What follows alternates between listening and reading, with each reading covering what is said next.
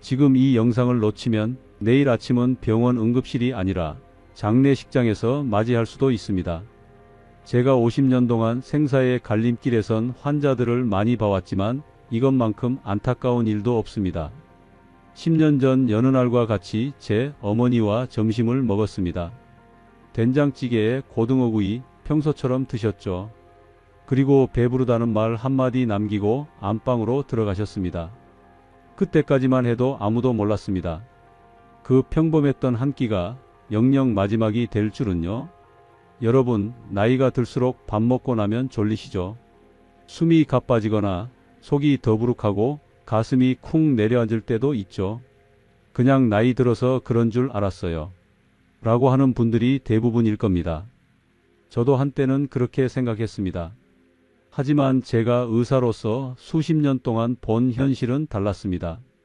아무도 의심하지 않았던 30분. 바로 그 시간에 수많은 어르신들이 다시는 가족들 곁으로 돌아오지 못했습니다. 식사 후 30분. 몸이 마지막으로 당신에게 비명을 지르며 도움을 청하는 시간입니다. 그 말을 듣는 사람은 살아남고 못 듣는 사람은 병원도 약도 아무 소용없는 그날을 맞이하게 됩니다. 혹시 요즘 밥 먹고 나면 이상하다는 느낌이 있으셨나요? 왜 이렇게 숨이 차지? 왜 이렇게 졸리지? 왜 이렇게 갑자기 두근거리지? 그게 바로 시작입니다. 지금 이 영상을 끝까지 보시면 여러분 몸이 보내는 신호를 어떻게 듣고 무엇을 피하고 어떻게 건강하게 바꿀 수 있는지 알게 될 겁니다. 지금 구독과 좋아요를 눌러주세요. 그럼 이 세상과 갑자기 작별하는 일은 없을 겁니다. 밥을 먹고 나면 유난히 눈꺼풀이 무겁습니다. 방금 전까지 말도 잘하던 내가 갑자기 조용해지고 소파에 기대 앉은 채 스르르 잠이 들어버리죠. 그리고 문득 눈을 뜨면 가슴이 쿵 내려앉고 숨이 가쁜 느낌. 심장이 왜 이렇게 빨리 뛰지? 괜히 불안하고 이상한 기분이 듭니다. 식사하고 나서 멍해지거나 내가 뭘 하려고 했더라 하며 자신도 모르게 방 안을 서성인 적 있지 않으신가요? 다들 그렇게 말합니다. 그냥 나이 들어서 그래요. 누구나 그런 거 아닌가요? 저도 한때는 그렇게 생각했습니다. 하지만 수십 년 동안 진료실에서 어르신들을 만나면서 알게 됐습니다. 그건 그냥 졸린 게 아니었습니다. 그건 뇌가 말라가는 겁니다. 밥을 먹으면 위장으로 피가 몰리죠. 그 말은 곧 뇌로 가는 피가 줄어든다는 뜻입니다. 뇌는 아주 민감한 기관입니다. 조금만 산소가 부족해져도 금방 반응이 오죠. 눈꺼풀이 무거워지고 멍해지고 숨이 차는 건 뇌가 지금 버티기 힘들다고 말하는 겁니다. 한 어르신이 그러셨어요. 원장님, 밥만 먹으면 꼭 졸음이 쏟아지네요.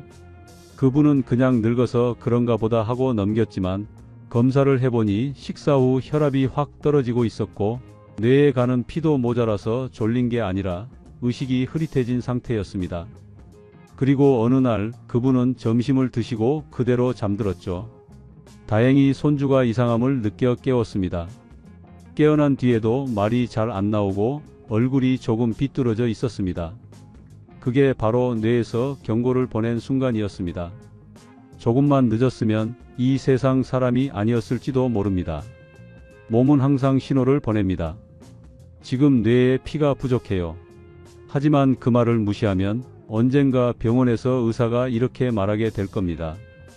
더 이상 회복은 어렵습니다. 이제부터는 꼭 바꾸셔야 합니다. 식사 후 바로 눕는 습관. 밥 먹고 바로 눕는 건 내가 내 몸을 고문하는 것과 같습니다. 식사 후에는 반드시 이렇게 하세요. 등받이가 있는 의자에 앉아보세요. 허리를 살짝 펴고 편하게 숨을 들이쉬고 내쉬며 30분만 앉아 계세요. 이렇게 앉아 있기만 해도 당신의 뇌를 지키는 첫 번째 습관이 될 겁니다. 그 어르신은 그 뒤로 매일 이렇게 말씀하셨어요. 밥 먹고 30분은 꼭 앉아 있어요. 그거 안 하면 오히려 불안해서 못 견디겠어요. 저는 그 말이 제일 반가웠습니다. 몸이 하는 말을 들을 줄 아는 분이 되었으니까요. 78세 최인호 할아버지는 습하고 더운 날씨에 땀이 줄줄 나던 오후 뜨거운 삼계탕으로 점심을 드시고 나서 이렇게 말하셨습니다. 찬물로 샤워 좀 해야겠다. 식사를 마치고 10분도 채 지나지 않은 시간이었죠. 욕실로 들어가 물을 틀었고 한참이 지난 후에도 이상할 정도로 조용했습니다. 문을 열었을 때 젖은 몸으로 바닥에 쓰러진 모습을 아내분이 발견했습니다. 급하게 골든타임 안에 병원으로 옮겨져 다행히 생명은 건졌지만 그 후로는 오른팔과 다리를 거의 쓰지 못하게 되었습니다. 뇌경색이었습니다. 사람들은 여름이면 시원하게 씻어야 피로가 풀린다고들 하죠. 겨울이면 뜨끈하게 해야 몸이 풀린다고 하고요. 하지만 나이가 들수록 우리 몸은 젊었을 때 습관대로 하면 큰일 납니다. 식사를 마치고 나면 소화를 위해 피가 대부분 위장 쪽으로 집중됩니다. 그 말은 곧 심장이나 뇌에 가는 피가 일시적으로 줄어든다는 뜻입니다. 이때 뜨거운 물로 목욕을 하면 몸의 겉부분 피부로 더 많은 피가 몰리게 됩니다. 그럼 심장과 뇌는 더 힘들어지죠. 혈압은 갑자기 떨어지고 심장에 무리가 가서 심각한 문제로 이어질 수 있습니다. 그렇다고 찬물이 괜찮을까요? 그것도 위험합니다. 갑자기 찬물이 몸에 닿으면 몸은 놀라서 혈관을 순간적으로 꽉 조이게 됩니다. 이 과정에서 혈압이 급격하게 오를 수 있고 그게 뇌나 심장에 큰 부담을 줄 수 있습니다. 문제는 물의 온도가 아닙니다. 바로 언제 씻느냐입니다. 식사 후 30분에서 1시간, 이 시간 동안에는 목욕, 샤워, 심지어 족욕도 하지 않는 게 좋습니다. 그 시간은 몸이 소화에 집중하는 시간입니다. 아무리 더워도 아무리 개운하고 싶어도 그 시간을 반드시 지켜야 안전합니다. 정 씻어야 한다면 젖은 수건이나 미지근한 물로 가볍게 닦는 정도로 하세요. 그리고 혼자보단 누군가 집안에 있을 때 씻는 것이 좋습니다. 사람들은 말합니다. 씻고 나면 몸이 개운하잖아요. 맞습니다. 하지만 몸에 무리가 가지 않는 방법으로 씻어야 하는 거지요. 나이 들수록 우리 몸은 그저 가만히 참고 있다가 정말 위험해졌을 때야 신호를 보내는 거죠. 오늘부터는 이 말만 기억하세요. 식사 후엔 뜨거운 물이건 찬물이건 바로 씻지 말자. 그게 당신의 건강을 지키는 두 번째 원칙입니다. 서울 도봉동에 사시는 79세 김성수 할아버지는 건강에 참 철저하신 분이었습니다. 운동은 내 친구야 라고 말할 정도로 매일 점심을 드시고 나면 빠짐없이 걷거나 자전거 타기 등 운동을 하셨어요. 그날도 점심을 드시고 평소처럼 자전거를 타고 나가셨습니다. 그런데 골목길을 막 빠져나가던 중 갑자기 가슴을 움켜쥐고 쓰러지셨습니다. 119가 도착하고 급히 병원으로 옮겨졌지만 심장에 혈관이 막히는 급성 심근경색이었습니다. 하마터면 생명을 잃을 뻔했죠. 사람들은 말합니다. 밥 먹었으면 좀 움직여야지. 걸어야 소화도 되고 살이 안 찌지. 하지만 전혀 아닙니다. 식사 직후 특히 30분 이내는 우리 몸이 소화하느라 정신이 없을 때입니다. 위장이 피를 많이 쓰다 보니 심장과 뇌로 가는 피가 줄어들죠. 그런 상태에서 조금만 걷자, 계단 좀 올라가자 하면 심장은 우리 몸 구석구석 근육과 신경계 여기저기에 피를 보내느라 그야말로 과로를 하게 됩니다. 심장은 그때 이미 지쳐있는 상태였습니다. 그 지친 심장에 한 번 더 무리를 준 결과가 갑자기 쓰러져 병원 신세로 이어진 거죠. 회복 중에 이런 말씀을 하셨습니다. 밥 먹으면 움직여야 한다고 믿었습니다. 그 말이 제 몸을 망칠 줄은 몰랐어요. 제가 어리석었죠. 그렇다고 식후에 무조건 가만히 있으라는 건 아닙니다. 움직이는 건 좋지만 언제 어떻게 하느냐가 정말 중요합니다. 식사 후엔 먼저 30분 편안히 앉아서 숨을 고르세요. 30분이 지난 뒤에는 집안을 천천히 걷거나 창문 열고 바깥바람을 쐬며 몸 상태를 가볍게 풀어주세요. 1시간쯤 지나면 그때는 짧은 산책을 해도 좋습니다. 10분 정도 땀나지 않게 몸이 편하다고 느끼는 속도로 걸으시면 됩니다. 밥 먹고 바로 걷는 건 절대 건강한 습관이 아닙니다. 오늘부터는 이렇게 기억하세요. 운동도 때가 있다. 밥 먹고 1시간은 심장을 쉬게 해주세요. 그게 당신의 심장을 지키는 세 번째 건강의 원칙입니다. 저에게 진료를 본 환자분들이 자주 묻습니다. 원장님, 식사 후에 뭐 하면 좋아요? 그럼 어떻게 해야 하는 거죠? 저는 복잡하게 설명하지 않습니다. 단순하게 딱 이렇게 말합니다. 아무것도 하지 마시고 이 네 가지만 지켜보세요. 첫 번째, 바른 자세로 30분간 앉아있기. 76세 이옥자 할머니는 진료실에서 이렇게 말씀하셨어요. 예전엔 밥만 먹으면 바로 누웠는데요. 요즘은 식탁 옆 의자에 앉아 잠깐이라도 바깥 구경을 해요. 그랬더니 속이 훨씬 편하네요. 그게 정답입니다. 식사 후 위장이 소화를 하느라 피가 몰리는 시간에 몸을 눕히거나 구부리면 위산이 올라오고 숨이 차고 가슴이 답답해집니다. 등받이가 있는 의자에 허리를 살짝 펴고 앉아 편안히 심호흡을 해보세요. 그 30분이 위장을 살리고 뇌를 지킵니다. 두 번째, 미지근한 물 한 잔 천천히 마시기. 충북 청주에 사시는 81세 박영진 어르신은 예전엔 밥 먹고 나면 꼭 속이 쓰렸어요. 근데 식후 10분쯤 지나서 미지근한 물 한 컵 마시는 습관 들이고 나선 속쓰림이 싹 사라졌어요. 이렇게 말씀하셨습니다. 차가운 물, 탄산음료, 얼음물은 속을 자극하고 위를 수축시킵니다. 하지만 미지근한 물은 속을 다독이고 소화를 부드럽게 도와줍니다. 물을 벌컥벌컥 마시지 마시고 씹듯이 마신다는 느낌으로 천천히 입안에 머금고 드셔보세요. 세 번째, 누군가와 짧게 대화하기. 경기도 남양주에 사시는 75세 김현순 할머니는 밥 먹고 나면 꼭 남편이랑 10분 정도 앉아 얘기해요. 오늘 뭐 했는지, 날씨는 어땠는지, 그냥 별 얘기 아니어도요. 라고 하셨습니다. 그런데 정말 신기한 건 그 시간이 두 분에게 가장 편안한 시간이 되었다는 거예요. 말을 하면 장이 움직이고 뇌가 깨어나고 마음도 편해집니다. 혼자 사신다면 가족과 짧게 통화라도 해보세요. 말을 하면 몸이 깨어납니다. 네 번째, 1시간 후 천천히 걷기. 밥 먹자마자 걷는 건 절대 아닙니다. 하지만 식사 후 1시간이 지난 뒤 10분만 천천히 걷는 습관, 그건 어떠한 약보다 낫습니다. 인천의 정영수 할아버지는 밥 먹고 1시간 있다가 아파트 복도 한 바퀴 걷는 게 이젠 저의 하루 일과입니다. 라고 하셨습니다. 빨리 걷지 않아도 됩니다. 팔을 흔들 필요도 없어요. 그냥 가볍게 숨이 편한 속도로 주변을 한 바퀴 돌아보는 것, 그게 당뇨, 혈압, 소화, 기분까지 바꿉니다. 이 네 가지 습관은 비싼 약도 아니고 복잡한 운동도 아닙니다. 여러분의 몸이 진짜 편안해지는 가장 쉬운 방법입니다. 그리고 100세까지 함께 살아가기 위한 가장 확실한 습관입니다.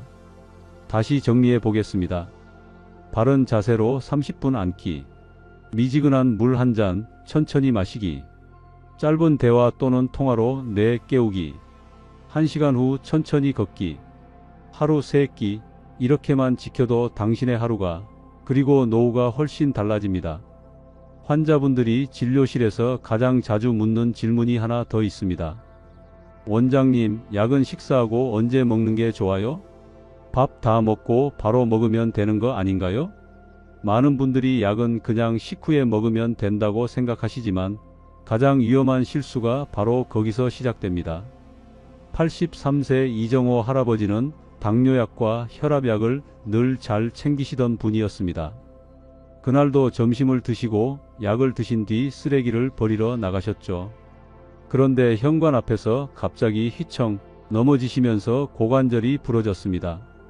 병원에서 수술까지 받으셨어요. 그날따라 좀 어지럽더라고요. 그래도 약 먹었으니 괜찮겠지 싶었죠. 그분은 이렇게 말씀하셨습니다. 문제는 식후 바로 약을 먹은 것이었습니다. 식사 직후엔 위장이 소화를 시작하며 피가 몰리고 자연스럽게 혈압이 내려가는 시간이에요.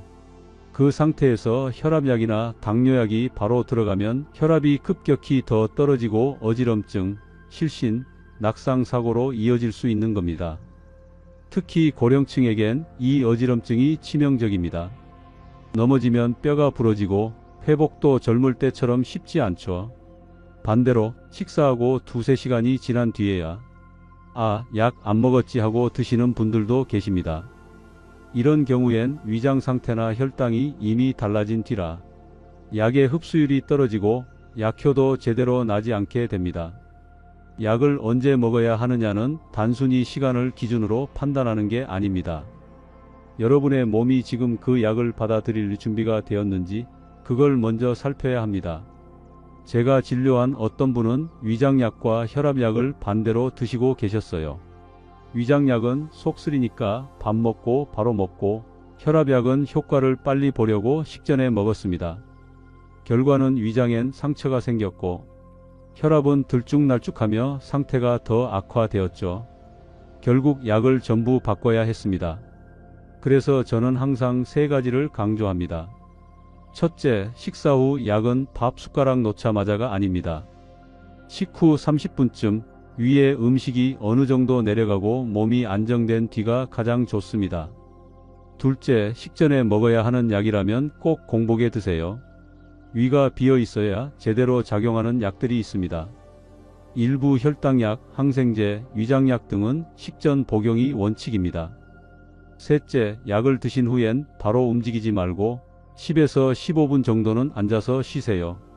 약이 퍼지는 동안 몸의 균형을 지켜주는 시간입니다. 약은 그냥 먹는다고 끝이 아닙니다. 그 약이 내 몸에서 어떻게 흡수되고 언제 어떤 상태에서 효과를 내느냐, 이게 훨씬 더 중요합니다. 혹시 오늘도 밥 먹고 바로 약을 드시고 먹었으면 됐지 뭐 하며 움직이셨다면 이제는 한 번 더 생각해 보셔야 합니다. 약은 몸을 살리는 도구지만 습관 하나가 그 약을 도구로 바꿀 수도 있다는 것을 잊지 마세요. 지금까지 말씀드린 내용은 식사 후 피해야 할 행동들, 건강을 지키는 좋은 습관들, 그리고 약 복용에서 많은 분들이 흔히 하는 실수까지 모두 여러분의 몸을 지키기 위한 가장 기본적인 이야기입니다. 복잡한 건강식이나 어려운 운동이 아닙니다.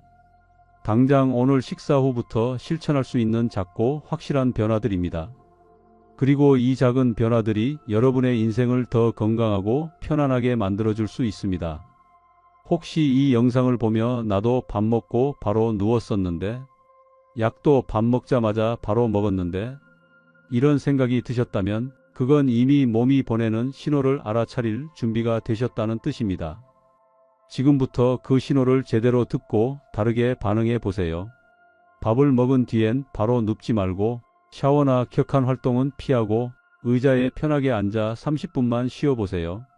식후 10분 뒤엔 미지근한 물 한 잔을 천천히 마시고 누군가와 대화를 나누거나 조용히 창밖을 바라보며 마음을 풀어보는 것도 좋습니다. 약은 식사 후에 배만 부르면 먹는 게 아니라 몸이 안정된 다음에 식후 30분 정도 여유를 두고 드시는 게 가장 좋습니다. 그리고 이 모든 것보다 더 중요한 건 그날그날의 몸 상태에 귀 기울이고 작은 습관 하나하나를 지켜나가겠다는 의지입니다. 오늘 영상이 마음에 남으셨다면 구독과 좋아요를 누르시고 가족이나 지인에게 한번 전해주세요. 여러분의 그 작은 나눔이 누군가의 내일을 바꿀 수도 있습니다. 또 영상 아래 댓글에 나는 밥 먹고 나서 이렇게 바꿔보겠습니다. 이건 오늘부터 꼭 실천하겠습니다. 이렇게 짧은 다짐 한 줄 남겨주시면 여러분은 건강하게 장수하실 겁니다. 60대부터 절대 하면 안 되는 최악의 습관 5가지도 이어서 시청하세요.